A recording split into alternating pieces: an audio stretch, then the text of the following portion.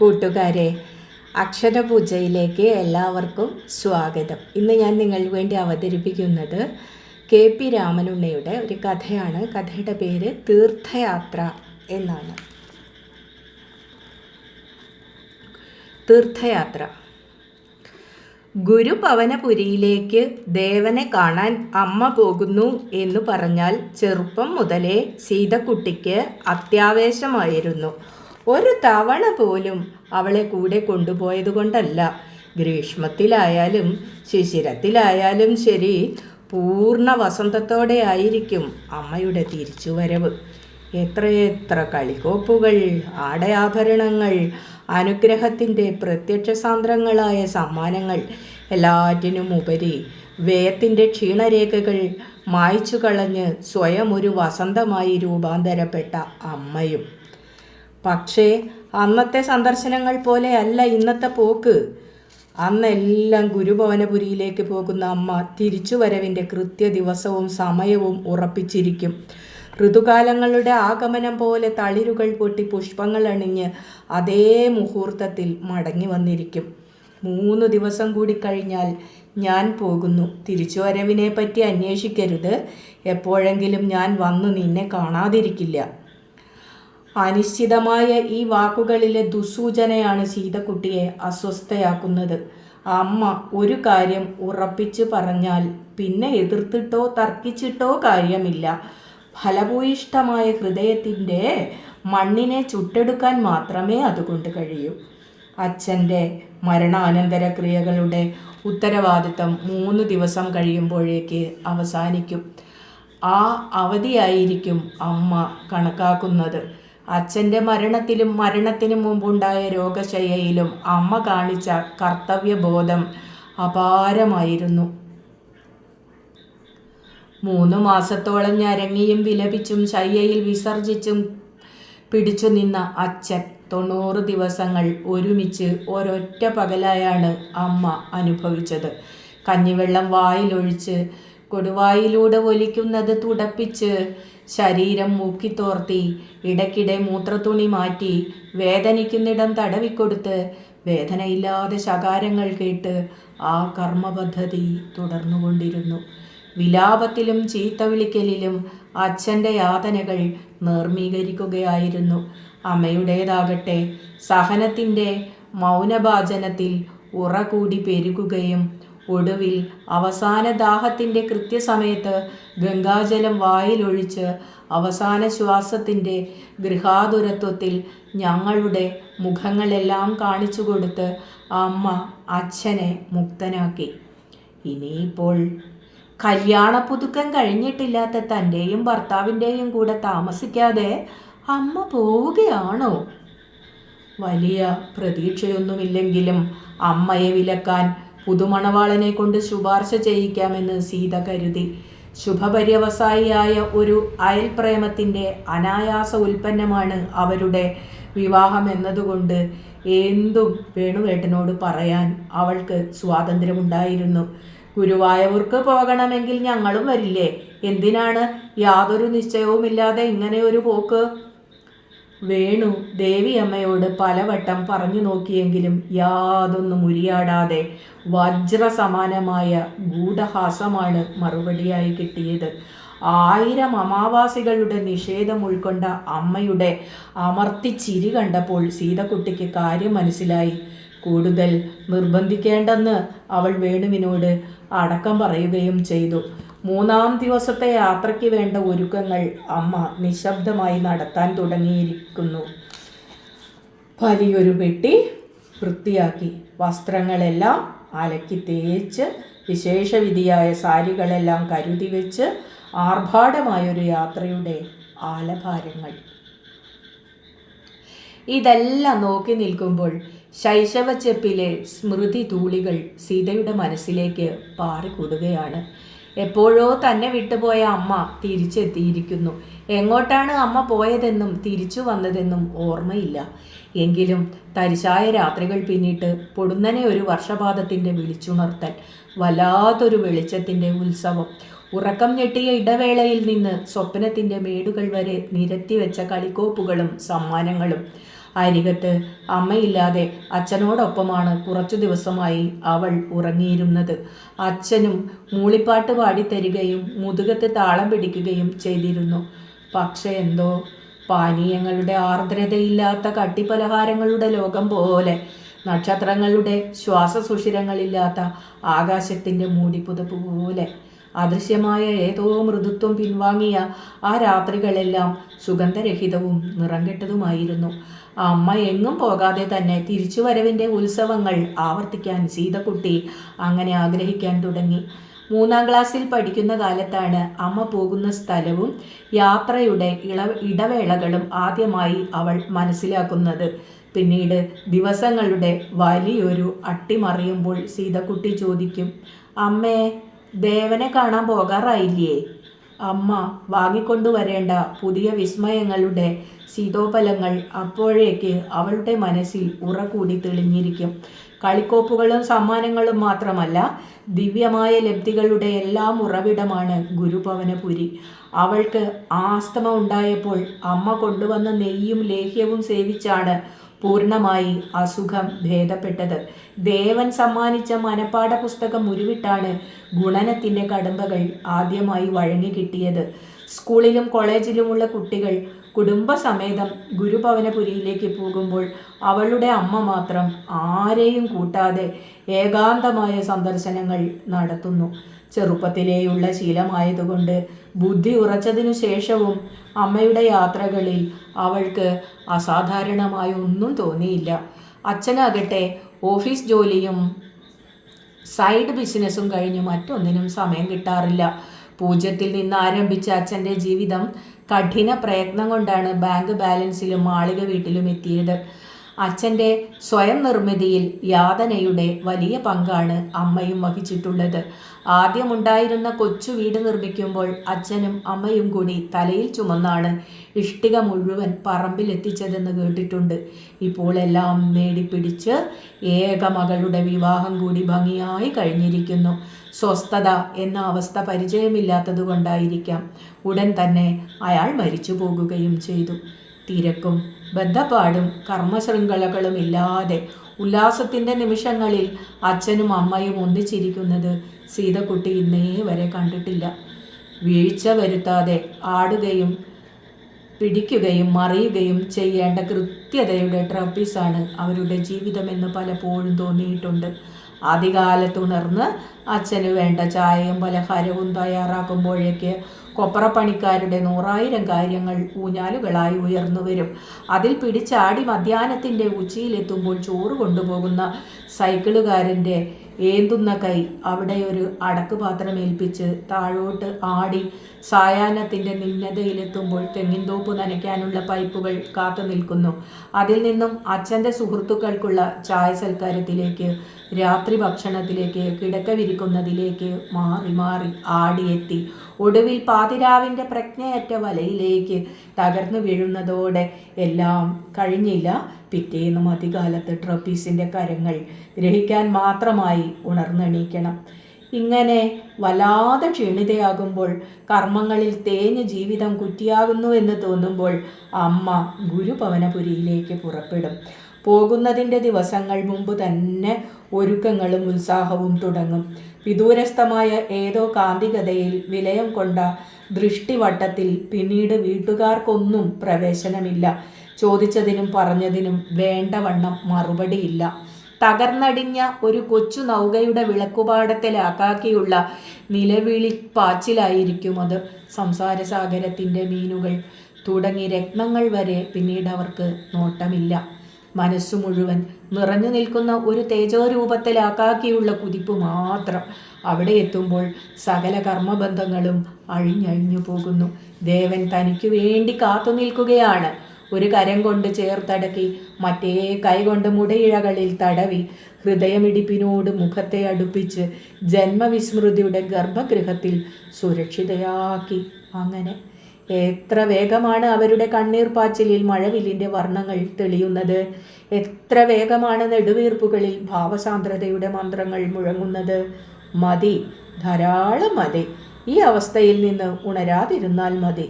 ഈ നിമിഷം ജീവിക്കുന്നു എന്നല്ല, ഈ നിമിഷം ജീവിതത്തിൽ നിന്ന് മുക്തി നേടുന്നു എന്നാണ് അമ്മയ്ക്ക് തോന്നാറുള്ളത്. കാരണം അവർക്കെന്നും ജീവിതം യാതനയുടെ സമവാക്യമായിരുന്നല്ലോ. കർമ്മത്തിൻ്റെ കാഗോളമിറങ്ങി ആലസ്യത്തിൻ്റെ പടം പൊഴിച്ച് അമ്മ മടങ്ങിയെത്തുമ്പോൾ ഒരു ദിവസം സീതക്കുട്ടി ചോദിച്ചു, മരുന്നും ഉടുപ്പും മിഠായിയും അല്ലാതെ പിന്നെന്താ ദേവൻ സീതക്കുട്ടിക്ക് തന്നിരിക്കുന്നത്? അവർ തൻ്റെ മോളെ ശരീരത്തോട് ചേർത്തടക്കി ശിരസിൽ കനിവിൻ്റെ എണ്ണവിരലുകൾ ഒഴുക്കി കണ്ണുകളിൽ തൂങ്ങുന്ന മഴമേഘങ്ങളോടെ മെല്ലെ പറഞ്ഞു, ഉടുപ്പും മരുന്നും മിഠായിയും ഒന്നുമല്ല, ഇതാണ്. മൂർധാവിലൊരു അനുഗ്രഹത്തിൻ്റെ മുകുളം പൊതിഞ്ഞതോടെ പ്രപഞ്ചരൂപിയായ വടവൃക്ഷത്തിൻ്റെ ആകിരണത്തിലാണ് താനെന്ന് സീതയ്ക്ക് തോന്നി. അപരിമേയമായ പുരുഷസത്ത പത്രങ്ങളാലെ ചില്ലകളാലെ വേടുകളാലെ അവളിലേക്ക് ഊഷ്മളമായി കനിഞ്ഞുകൊണ്ടിരുന്നു. ശരീരം മുഴുവൻ ആലക്തികമായ സ്പന്ദന തരംഗങ്ങളാണ്. അതിമഹത്തായ എന്തോ ഒന്ന് താൻ നേടിക്കൊണ്ടിരിക്കുന്ന പോലെ സീത ചോദിച്ചു, ഇനി എനിക്ക് ഉറക്കത്തിൽ ഞെട്ടിക്കരച്ചിലുണ്ടാകില്ലല്ലോ? ഇല്ല മോളെ. ഇനി എനിക്ക് കണക്ക് പരീക്ഷയ്ക്ക് പ്രയാസമുണ്ടാകില്ലല്ലോ? ഇല്ല മോളെ. ആശ്ചര്യകരമായി പിന്നീട് അവൾക്ക് ഈ 2 പ്രശ്നങ്ങളും ജീവിതത്തിൽ ഉണ്ടായിട്ടില്ല. അമ്മയുടെ ഗുരുഭവനപുരി യാത്രയെ സംബന്ധിച്ചുള്ള അസാധാരണത്വവും അതിശയവും പിന്നീട് കണ്ടത് അടുത്ത കാലത്താണ്. കൊട്ടാരം പോലുള്ള വലിയ വീടുണ്ടാക്കാൻ അച്ഛനോടൊപ്പം അമ്മയും വല്ലാതെ പ്രയത്നിച്ചിരുന്നു. പണിക്കാരെ നോക്കി നിന്ന് ഉദിച്ച വെയിൽ മുഴുവൻ ഏറ്റുവാങ്ങി അവരാകെ തളർന്നിരുന്നു. ചുമച്ച് വരണ്ട മാറിടവും വിളർത്ത മുഖവുമായി എഴുന്നേൽക്കാൻ പോലും വയ്യാത്ത അവസ്ഥ. ഗൃഹപ്രവേശം കഴിഞ്ഞ ജ്വരബാധിതയെപ്പോലെ അവർ ഗുരുഭവനപുരിയിലേക്ക് പുറപ്പെട്ടു. അവിടെ എത്താനുള്ള ശക്തി നിനക്കുണ്ടോ ദേവി? അമ്മയുടെ മുഖത്തേക്ക് നോക്കാൻ പോലും കുറേ ദിവസമായി സമയം കിട്ടാത്ത അച്ഛൻ അന്ന് ചോദിച്ചു പോയി. അതിന് മാത്രമേ എനിക്കിനി ശക്തിയുള്ളൂ. പ്രത്യാശയുടെ ഉരുക്കുറഞ്ഞ ശബ്ദത്തിൽ ഇത്രയും പറഞ്ഞു തിരിഞ്ഞു നോക്കാതെ അവർ പടിയിറങ്ങിപ്പോയി. പതിവ് ചര്യയേക്കാൾ 2 ദിവസം വൈകിയാണ് അത്തവണ ദേവിയമ്മ തിരിച്ചെത്തിയത്. മറ്റൊരു ജന്മത്തിൽ പോലും സ്വപ്നം കാണാൻ കഴിയാത്ത അമ്മയെയായിരുന്നു കോളേജിൽ നിന്നെത്തിയ സീതക്കുട്ടി ദർശിച്ചത്. താരുണ്യത്തിൻ്റെ അഴകിയ ശോഭയിൽ ചൈതന്യവതിയായി ആരോഗ്യവതിയായി നിൽക്കുന്ന മാതൃത്വം. ഏതൊരു അമൃതധാരയുടെ പാൽക്കടലിലാണ് ഈ ജൈവസൃഷ്ടി നീരാടി വന്നിരിക്കുന്നത്? ഏതൊരു ശക്തിസ്വരൂപനായ ദേവനാണ് അവിടെ കുടികൊണ്ട് കാക്കുന്നത്? ഇടയ്ക്കിടെ തെളിഞ്ഞിരുന്ന വെള്ളിനാരുകൾ പോലും അമ്മയുടെ കാർക്കൂന്തൽ പാച്ചിലിൽ നിന്ന് പിൻവലിഞ്ഞ് മാറിയിരിക്കുന്നു. വിളറി വെളുത്തിരുന്ന മുഖബിംബത്തിൽ ആനന്ദത്തിൻ്റെ പ്രസാദം രക്തച്ചവി കലർത്തുന്നു. സാന്ദ്രമായൊരു ഭാവത്തിൻ്റെ മെഴുക്കും മിനുസവും ഊഷ്മളത ചേക്കേറി ത്രസിക്കുന്ന മാറിടം. സംവത്സരങ്ങളുടെ വലിയൊരു കെട്ടിനെ തൻ്റെ ഭൗതിക സത്തയിൽ നിന്നവർ കുടഞ്ഞെറിഞ്ഞ പോലെ.